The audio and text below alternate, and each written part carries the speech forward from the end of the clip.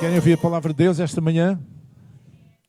Pois, eu comecei a falar sobre uma série de sermões a semana passada, que dei o título Eu e o Dinheiro. E eu disse aqui que, para os que estavam, lembram-se, os que não estavam ficam a saber, que há duas maneiras erradas de abordar esta questão nos púlpitos das igrejas. Uma é estar meia hora a pregar antes da oferta sobre a oferta. Às vezes, pregações que são maiores do que o sermão do culto. E a outra é não falar do assunto. Não falar do assunto, simplesmente. Mas eu disse também que a igreja é uma escola. Lembram-se? Quem é que se lembra? Ninguém se lembra? Ninguém estava cá? Disse ou não disse? Que era uma escola de fé, mas uma escola. E eu diria uma escola de fé e de vida, onde nós partilhamos os princípios do Evangelho sobre todas as áreas da nossa vida. E isso inclui também a área financeira, como é que nós devemos lidar com as nossas finanças. Nós falámos aqui de alguns princípios, no domingo passado, gerais, da Palavra de Deus sobre finanças, como a importância de nós darmos a Deus quando darmos com alegria, se não é preferível não dar. Falámos aqui do princípio que devemos dar a Deus com desapego e confiança, não dar no sentido de dizer assim, agora isto vai-me fazer falta. Não, você dê com fé, com desapego, com confiança. Falámos aqui que o ato de dar redunda sempre em glorificação para Deus, como está escrito. Quando nós damos, abençoamos a obra de Deus, Deus é glorificado sempre que nós o fazemos. E falámos aqui da lei da sementeira e da colheita, que nós colhemos aquilo que semeamos, seja muito ou seja pouco, mas colhemos da qualidade da semente, daquilo que nós semeamos. E se nós queremos colher finanças, devemos semear finanças também. Alertámos aqui também para 3 grandes perigos ao lidar com finanças. O primeiro é o endividamento excessivo e desnecessário. Porque a Bíblia diz que quem se endivida desta maneira fica na mão do credor. O segundo perigo era que a má gestão. Quando nós gerimos mal o nosso dinheiro, temos problemas sérios. E o terceiro perigo é a avareza. E abordámos ainda os conceitos de generosidade e fidelidade. E entendemos que a perspectiva correta de Deus é sermos fiéis para com Deus e a nossa comunidade de fé e generosos para com o próximo e o necessitado. E hoje vamos continuar a nossa reflexão. Amém? Muitos querem ser ricos, mas a sabedoria aconselha a não desejarmos tanta riqueza, mas sim a prosperidade, que é uma coisa diferente. Porque o dinheiro em si, o desejo de acumular dinheiro, tem em si, o dinheiro traz alguns condicionalismos. E eu vou falar de alguns deles. O primeiro é que o dinheiro dá poder. A pessoa que tem dinheiro tem mais poder, poder aquisitivo, poder para fazer muitas coisas. O dinheiro dá poder, mas não dá um sentido para a vida. E nós temos um exemplo muito flagrante com a história do jovem rico, assim chamado nos Evangelhos. Lá em Mateus 19, 16 a 22, acho que vai aparecer ali, diz assim a Escritura: Eis que alguém, aproximando-se, disse-lhe: Bom mestre, que farei para conseguir a vida eterna? E ele disse-lhe: Por que me chamas bom? Não há bom senão um só, que é Deus. Se queres, porém, entrar na vida, guarda os mandamentos. E disse-lhe ele: Quais? E Jesus disse: Não matarás, não cometerás adultério, não furtarás, não dirás falso testemunho, honra teu pai e tua mãe, e amarás o teu próximo como a ti mesmo. E o jovem respondeu: Tudo isso tenho guardado, desde a minha mocidade. O que me falta ainda? E disse-lhe Jesus: Se queres ser perfeito, vai, vende tudo quanto tens e dá-o aos pobres, e terás um tesouro no céu, e vem e segue-me. E o jovem, ouvindo estas palavras, retirou-se triste, porque possuía muitas propriedades. Portanto, o seu amor, o seu apego estava na sua riqueza, nos seus bens materiais. Mas quando eu digo que o dinheiro dá poder, mas não dá um sentido para a vida, quer dizer que nós todos conhecemos, ou ouvimos falar, pelo menos, não conhecemos, mas ouvimos falar, de pessoas famosas e milionários que têm uma vida desgraçada. Têm uma vida desgraçada, uma vida familiar desgraçada, uma vida sentimental desgraçada, que são profundamente infelizes, por muito que queiram aparecer nas revistas cor-de-rosa, com sorrisos, enfim, tudo muitas vezes plástico. Porquê? Porque o dinheiro não dá um sentido para a vida. O dinheiro só traz poder e nada mais. Nós precisamos de um sentido para a vida. Já falei aqui de um senhor chamado Viktor Frankl, que foi um grande psicólogo, que esteve preso num campo de concentração nazi durante a Segunda Guerra Mundial. E ele entendeu, naquele contexto tão difícil, que aquilo que poderia manter as pessoas vivas, os prisioneiros vivos, era encontrarem um sentido para aquela fase da sua existência. E aqueles que encontraram um sentido, muitos deles acabaram por sobreviver. E ele foi um deles. E depois ele montou uma abordagem psicológica nessa base, que é a logoterapia. Encontrar um sentido para as nossas lutas, um sentido para o nosso sofrimento, um sentido para a adversidade com que nós lutamos. Então, o dinheiro dá poder, mas não dá um sentido para a vida. É preciso mais qualquer coisa. Amém? O dinheiro não te faz amigos de verdade. O dinheiro não faz amigos.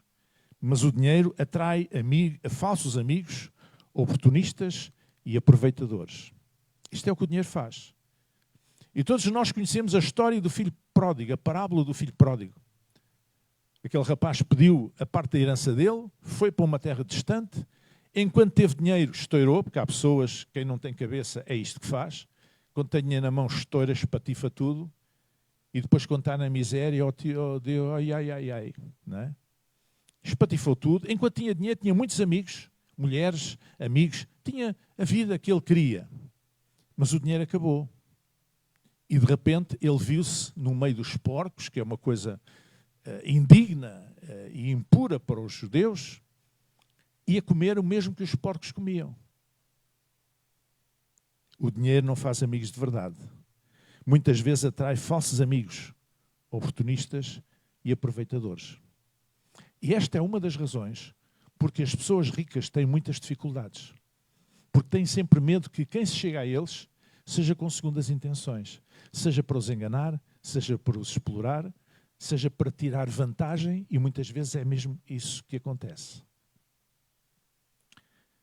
Por outro lado, o dinheiro é das coisas mais efêmeras desta vida. Tanto se ganha como se perde. Vocês, com certeza, nas notícias ouvem falar da Bolsa de Valores, que existe em muitas cidades do mundo. Aquilo é um jogo. As empresas são cotadas com determinadas condições e depois é um jogo. E depois se há uma notícia a dizer que os investidores acham que vai valorizar aquela empresa, eles vão comprar logo as ações, porque as ações vão subir. E depois eles vendendo-as a seguir ganham um bom dinheiro. Isto é dinheiro sem esforço. Isto é dinheiro que não procede do trabalho. Isto é um dinheiro, enfim, do jogo da Bolsa. Mas há muita gente que ganha dinheiro na Bolsa, mas também há muita gente que a perde. Porque muitas vezes compram determinadas ações e de repente aquilo vem para ali abaixo e eles perdem muito, muito dinheiro. Então, o dinheiro é das coisas mais efêmeras nesta vida. Sabe o que é que a Bíblia diz? Diz lá em Ageu, capítulo 1, versículo 6, o profeta Ageu. Diz: semeais muito e recolheis pouco. Comeis, porém não vos fartais. Bebeis, porém não vos saciais. Vestis-vos, porém ninguém se aquece. E o que recebe salário, recebe-o num saco furado. Um saco furado. Está a ver o que é um saco furado? A gente põe lá o dinheiro, entra por cima e sai por baixo. E isto é o que acontece com muitas pessoas que têm muito dinheiro, mas o saco, quando o guardam, está furado. Ou seja, má gestão do dinheiro. O dinheiro cria a ilusão da autossuficiência. quem tem dinheiro pensa que não precisa de mais nada na vida. E isso é uma ilusão. Uma ilusão amarga, muitas vezes. Lá em Lucas capítulo 12, nós temos uma história que Jesus contou, uma parábola, que dizia assim: a herdade de um homem rico tinha produzido com abundância, e ele arrazoava consigo mesmo, dizendo: que farei? Não tenho onde recolher os meus frutos. E disse: farei isto. Derrubarei os meus celeiros, edificarei outros maiores, e ali recolherei todas as minhas novidades e os meus bens. Ouça bem. E direi à minha alma: alma, tens em depósito muitos bens para muitos anos. Descansa, come, bebe e folga. Mas Deus lhe disse: louco, esta noite te pedirão a tua alma, e o que tens preparado para quem será? Assim é aquele que para si ajunta tesouros e não é rico para com Deus. Amém? Este homem achava que... Eu já tive uma vez um amigo que me disse assim: epá, já não preciso trabalhar mais. Eu já não vivo o suficiente para gastar tudo aquilo que tenho. Ok, está bem. Mas isso dá um sentido para a vida? Não dá. Louco. Jesus chamou louco a este homem, ou este homem da história. Chamou-lhe louco, porque ele não pode levar nada daquilo com ele, e não era rico para com Deus, era apenas rico de dinheiro. Irmãos, muita gente não entende que o dinheiro é apenas uma ferramenta. É uma ferramenta para nós adquirirmos o que precisamos para viver e não somos capazes ou suficientemente autónomos para produzir. Por exemplo, eu não tenho nenhum bocado de terra para semear alfaces, cenouras e essas coisas. Eu não tenho. Portanto, eu tenho que as comprar. Com o quê? Com dinheiro. Ok? Se calhar alguns de vocês aqui têm. Mas eu não sei fazer sapatos, mas preciso andar calçado. Então eu tenho que comprar calçado. Como? Com dinheiro. Eu não tenho condições para fazer pão. Bem, há alguns que fazem na Bimbi, já fazem pão, não é? Mas eu não tenho condições para fazer pão. Nem sei bem como fazer. Aliás, eu na cozinha sou um desastre. Então, eu tenho que comer, eu tenho que comprar. Com o quê? Com dinheiro. Ou seja, o dinheiro é uma ferramenta. É utilitário. O dinheiro serve para alguma coisa. O dinheiro não se destina a acumular, como o tio Patinhas, que tinha lá uma piscina com moedas de ouro e gostava de dar lá mergulhos. Isso serve para quê? Olha, os ambientalistas têm uma expressão muito interessante que dizem assim: quando poluírem os mares completamente, como vocês sabem, há montes de microplásticos nos oceanos e qualquer dia não se pode comer peixe. E nos rios há mercúrio. Qualquer dia não se pode comer peixe nem do mar nem do rio. Quando poluírem o ar completamente, quando poluírem as árvores e as terras com químicos, e nós não tivermos o que comer, nós não podemos comer o dinheiro. Nós não podemos comer moedas, nós não podemos comer notas, não podemos fazer isso. Amém? Está certo ou não? É. Então, o dinheiro é uma ferramenta, não é não pode criar-nos a ilusão de autossuficiência. Só porque eu tenho dinheiro eu posso... Não posso. Eu posso algumas coisas, mas não posso tudo. O dinheiro associa-se facilmente à mentira e à desonestidade. Veja o caso de Ananias e Safira, lá em Atos dos Apóstolos. A igreja, naquela altura, em Jerusalém, tinha combinado voluntariamente para acorrer aos necessitados, e a Judeia era uma região que naquela altura que tinha muito regularmente dificuldades, com secas, etc. Tinham dificuldades económicas, e então eles pensaram dar apoio às viúvas pobres e outras pessoas necessitadas, e então voluntariamente vendiam os seus bens e depositavam aos pés dos apóstolos para eles gerirem e abençoarem essas pessoas em necessidade. Então houve um casal, Ananias e Safira, é interessante que a Bíblia registre o nome deles. É porque isto tem alguma importância.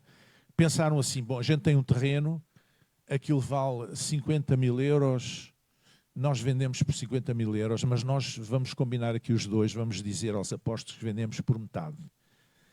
25 mil, e damos 25 mil e os outros ficamos connosco, sempre para qualquer coisa que se faça falta.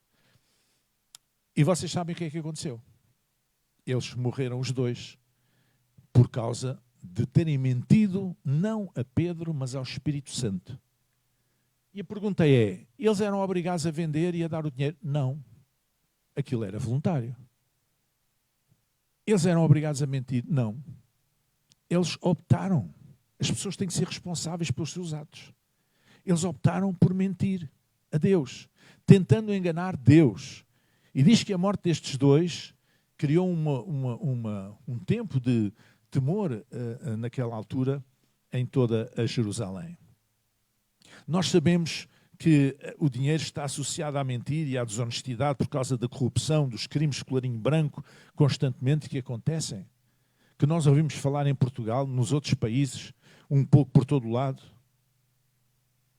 Há uma experiência muito interessante de um senhor chamado Yunis, acho eu, que é do Bangladesh, acho que atualmente é o presidente do país, mas é um economista e durante muitos anos ele percebeu, o Bangladesh é um dos países mais pobres do mundo, como nós sabemos, e nós temos o apoio àquela orfanato e àqueles irmãos daquela igreja lá. Mas durante muito tempo ele apercebeu-se que a banca comercial só fazia empréstimos a pessoas que tivessem bens, terrenos, bens e que tivessem dinheiro. E muitas vezes a banca comercial é isso que faz, só empresta a quem tem. Ou seja, os pobres que não têm nada para darem, não têm direito a nada. E ele então inventou uma ideia, um conceito chamado microcrédito. Porque havia uma senhora, por exemplo, que queria ganhar a sua vida e sustentar a sua família, por exemplo, a fazer roupa para vender, mas não tinha uma máquina em condições, precisava de uma máquina de costura. Ou havia alguém que precisava que sabia fazer sapatos e gostava, mas não tinha dinheiro para comprar os materiais. Então ele criou um banco chamado microcrédito, destinado a estas pessoas. E as pessoas às vezes iam lá pedir um crédito de 20 euros, 50 euros. E aquilo que é o testemunho dele é que não havia praticamente crédito mal parado. Porque as pessoas eram pobres, mas a primeira coisa que faziam era honrar os seus compromissos. Nós sabemos que as grandes vigarices que são feitas hoje nos bancos não é pelos pobres. É pelas pessoas que têm muito dinheiro. É pelas pessoas que pedem dinheiro ao banco para jogar na bolsa, pedem dinheiro ao banco para investir em determinadas matérias, em determinadas situações, e depois, se for preciso, não pagam e metem os advogados ao barulho e tal, para tentar passar pelos espinhos da chuva. Mas as pessoas que são pobres e que são honestas e que precisam de 20 euros ou de 50 euros para poder ter uma máquina de costura para trabalhar ou para ter materiais para poder trabalhar, essas pessoas sabem o valor, a importância que aquilo tem para elas. E elas honram os seus compromissos. Mas muitas vezes o dinheiro está associado à mentira e à desonestidade. E por causa disso ele é muitas vezes usado para subornos, para subornar pessoas. Foi o que aconteceu com a Sansão e Dalila. Lá em Juízes capítulo 16, diz assim: depois disto, aconteceu que se afeiçoou Sansão a uma mulher do Vale de Soreque, cujo nome era Dalila. Então os príncipes dos filisteus subiram até ela e lhe disseram: persuade-o e vê em que consiste a sua grande força, e como poderíamos assenhorear-nos dele e amarrá-lo para assim o afligirmos, e te daremos cada um de nós 1.100 moedas de prata. Eu não sei quantos eles eram, mas cada um daqueles príncipes dos filisteus dariam a Dalila, prometeram a Dalila 1.100 moedas de prata. Ela ficava rica. E ela andou de volta do Sansão. Então, mas não me queres contar? De onde é que vem a tua força? Porque o Sansão aviava os filisteus todos com uma queixada de burro e despachava não sei quantos e sei lá o quê. E ninguém conseguia vencê-lo. E ela, a tal Dalila, Mas não queres dizer? Ele não queria dizer. Já não me amas. Já não me amas. Se tu me amasses, tu dizias-me. Estava a ver aquela coisa, não é? E tanto chateou a cabeça, tanto chegou a cabeça do homem, que ele acabou por dizer: a força está nos cabelos. Se vocês cortarem os cabelos, ele não tem força. E nós sabemos como é que acabou. Dalila foi subornada pelos filisteus com dinheiro. O dinheiro serve para fazer subornos. Mas nós temos um caso ainda mais impactante, que é o caso de Judas Iscariotes, que entregou Jesus por 30 moedas de prata. Vendeu Jesus por 30 moedas. Ele era um dos discípulos, ele era um dos 12, fazia parte do colégio apostólico. Mas vendeu por 30 moedas de prata. E depois de ver aquilo que aconteceu, foi se suicidar.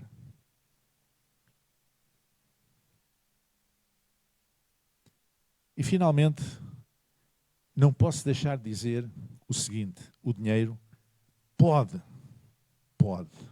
não quer dizer que seja, mas pode tornar-se uma maldição. E torna-se uma maldição na vida de algumas pessoas. Os gregos, na sua mitologia, tinham uma história do chamado Rei Midas. Rei Midas era um rei que, a certa altura, recebeu o poder de transformar em ouro tudo aquilo em que ele tocava. E ele achou que aquilo era uma bênção.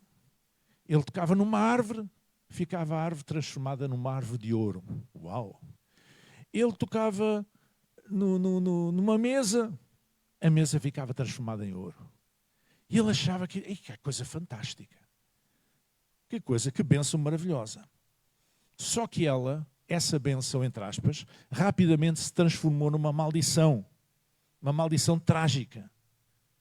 Porque ele deixou de poder alimentar-se. Porque se ele tocava na comida, a comida transformava-se em ouro. E a gente não pode comer o ouro. Ele deixou de poder abraçar a mulher, senão ela transformava-se em ouro. Deixou de poder abraçar os filhos, senão eles transformavam-se em ouro. Quando o dinheiro não é bem administrado, transforma-se exatamente nisso. Uma prisão dourada que isola o sujeito dos afetos e da sua própria humanidade. É por isso que a Bíblia diz que o amor ao dinheiro é a desgraça da humanidade. É a fonte, é a raiz de toda a espécie de males. Deixem-vos contar um documentário que eu vi, ou uma grande reportagem, há uns bons anos na televisão, que é muito interessante. No tempo ainda do Totobola, e também nos casos de pessoas que ganharam a taluda, né? Havia pessoas que ganharam uma fortuna nesses jogos. E é um caso de um homem que tinha a sua vida mais ou menos organizada, tinha a sua profissão, tinha o seu carro, tinha comprado com o seu esforço de trabalho, tinha a sua casinha que com a ajuda da mulher e dos filhos tinham construído, tinha uma família, tinha amigos, tinha a sua vida organizada, uma vida de trabalho, de luta, é verdade, mas uma vida organizada, estabilizada, etc. E um dia lembrou-se de jogar e ganhou uma fortuna. E o homem não tinha estrutura para administrar aquela fortuna. Não tinha capacidade para administrar aquela fortuna. Não tinha. Porque vocês sabem, quando isto acontece, as pessoas à volta, quando sabem, por isso é que às vezes as pessoas põem lá anónimo, não querem que se saiba quem foi. As pessoas que sabem que aquele vizinho ganhou milhões, começam a andar à volta dele como moscas, para tirar partido, para propor negócios, para tirar vantagem para si próprios. A verdade, eu não sei o que aconteceu, e isto houve vários casos, vários exemplos. A verdade, neste caso concreto, passados uns bons anos, a reportagem foi ter com ele, o jornalista pensou, agora é interessante, este fulano, há não sei quantos anos, ganhou um balúrdio. Vamos ver como é que é a vida dele. Olha, eu vou-vos contar uma desgraça. Perdeu o seu emprego, perdeu a saúde, perdeu o carro, perdeu a casa, perdeu a família e estava completamente desesperado e miserável. Porquê? Porque ele não soube administrar aquilo que chegou à sua mão. E aquilo que à partida parecia uma bênção, tornou-se uma maldição, porque ele não soube administrar. Meus irmãos, riqueza e prosperidade são coisas diferentes. Está inscrito no ser humano o desejo de ir sempre mais além. Isso é bom. Isso acontece no desporto, isso acontece na escola, isso acontece na carreira profissional, na carreira académica, isso acontece em tantas coisas. Nós queremos sempre mais, nós queremos sempre chegar mais longe. Isso é normal. Quando não existe esse impulso, esse desejo, é que se calhar não é muito normal. Isso é normal. Mas o desejo de acumular dinheiro só por acumular dinheiro já não é normal. Ser rico é apenas ter dinheiro. Ser rico é apenas ter dinheiro e o poder que ele proporciona. Mas ser rico e não ter saúde. Ser rico e não ter uma família equilibrada e amorosa. Ser rico e não ter amigos verdadeiros. Ser rico e não ter paz. Não serve de coisa nenhuma. Ser próspero é muito melhor. Ser próspero é ter uma vida equilibrada, manter um coração limpo, ter relações saudáveis e um sentido para a vida. O dinheiro pode dificultar a pessoa de encontrar um sentido para a sua vida. O excesso de dinheiro pode dificultar a pessoa de encontrar um sentido para a sua vida. Porque a pessoa está muito centrada no dinheiro que tem, em ganhar mais dinheiro e em não perder aquele que tem. E por isso ser rico torna-se facilmente numa prisão. Mas ser próspero é ser livre. A Bíblia fala. Não estou a falar da doutrina, malfadada doutrina da prosperidade lá dos americanos. Não é isso que eu estou a falar. Eu estou a falar da prosperidade bíblica. Nós sermos prósperos é nós termos saúde, é nós termos uma família, é nós termos amigos verdadeiros. Ser próspero é nós termos os recursos necessários para as nossas necessidades e ainda um pouco para ajudarmos outras pessoas. Isso é ser próspero. Ser próspero traz um sentido para a vida. Ser próspero não nos afasta dos outros. Mas ser rico, apenas ser rico, afasta muita gente dos outros. As pessoas ficam isoladas, as pessoas ficam sozinhas, as pessoas ficam paranoicas, sempre a olhar por cima do ombro, com medo que alguém venha por interesse, para roubar, para prejudicar, para tirar partido. E a pessoa não tem um sentido para a vida. O seu sentido é apenas acumular dinheiro, como este homem da história que Jesus contou.